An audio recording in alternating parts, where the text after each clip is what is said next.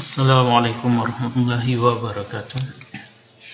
Baik, pada pertemuan pengantar elektronika daya, kita akan membahas konsep ataupun pemahaman tentang sebetulnya apa itu elektronika daya. Baik,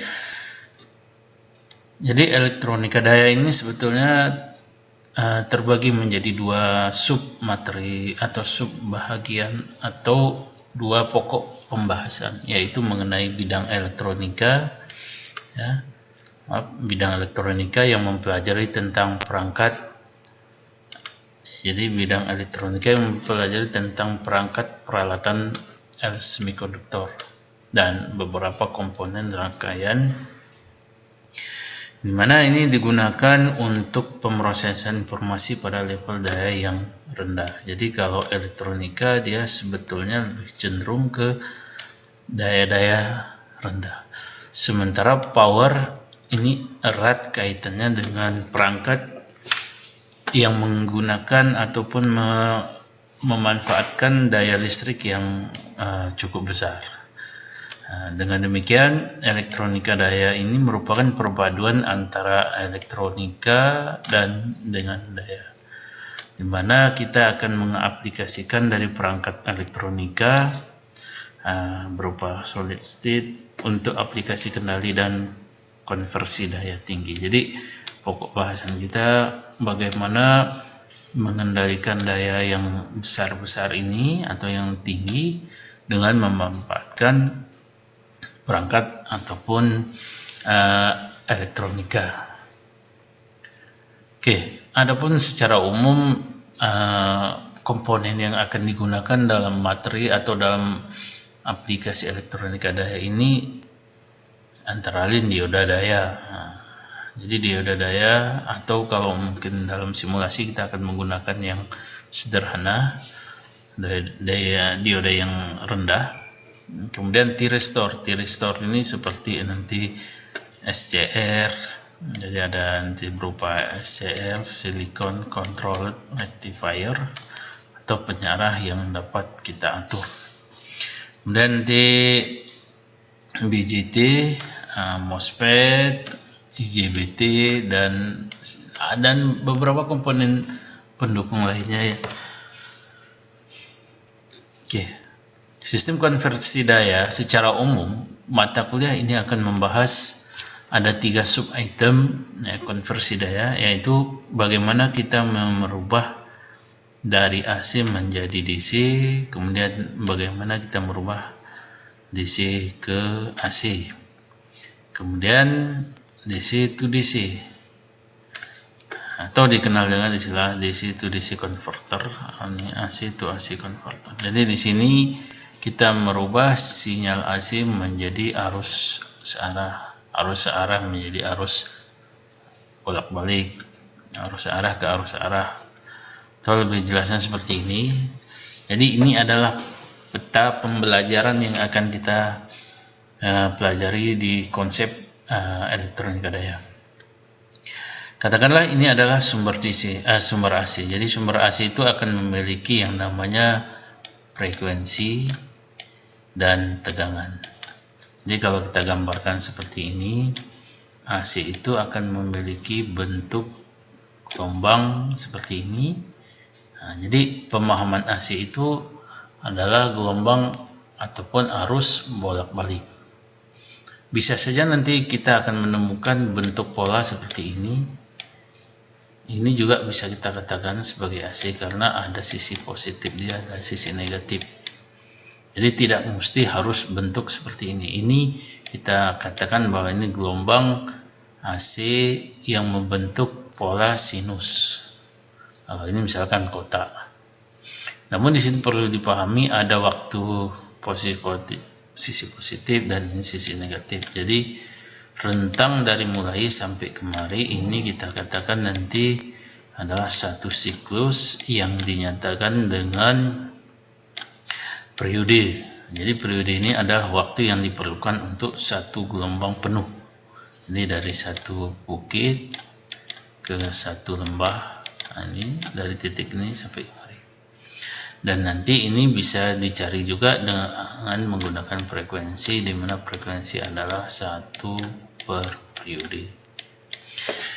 Nah, di sini sumber ini akan dirubah menjadi sumber searah dengan menggunakan metode penyearah. Komponen yang kita gunakan kalau di sini berupa dioda seperti ini, atau kita menggunakan penyearah terkendali berupa SCR. Di gelombang ini nanti akan dirubah di sini menjadi ideal yang kita dapatkan adalah seperti ini. Oke, jadi ini misalkan titik 0 dia, ini V sumber, ini waktu. Jadi gelombang ini akan terus stabil. Nah, DC di sini bisa juga nanti bentuk polanya kalau tidak memiliki filter, katakanlah bentuk gelombang seperti ini. Nah, ini juga sudah dikatakan dia dalam posisi DC karena sisi negatifnya sudah tidak ada. Ini tegangannya. Atau nanti bisa juga polanya seperti ini. Nah, ini gelombangnya katakanlah penyearah gelombang penuh seperti ini. Nah, ini juga bisa kita katakan bahwa sistem ini sudah memiliki fungsi DC. Artinya di sini tidak muncul lagi sisi negatif seperti ini. Jadi kalau di dalam sumber DC, frekuensi dia akan menghasilkan nilai sebesar 0 karena tidak ada suatu pola yang terbentuk bolak-balik ya. Tidak ada menghasilkan periode di sini. Sementara tegangan akan ada, namun bisa jadi tegangannya ini berbeda, bisa lebih rendah, atau nanti bisa kita coba atau kita cari dengan menggunakan persamaan-persamaan matematis yang telah disediakan. Jadi proses dari AC menjadi DC dikatakan penyearah. Komponen yang kita pakai berupa dioda atau SCR. Oke, baik. Selanjutnya nanti kita coba akan membahas mengenai bagaimana konsep perubahan yang akan kita pakai apabila sistem ini kita menggunakan metode perubahan dari DC ke DC, atau yang kita kenal dengan istilah DC to DC converter, atau kalau di sini misalkan adalah DC chopper. Jadi ini gelombang DC, katakanlah seperti ini DC, misalkan 12 volt DC. Nah, ini V. Nah, kita ingin merubah ke tegangan DC yang memiliki nilai lebih rendah. Katakanlah menjadi 5 volt.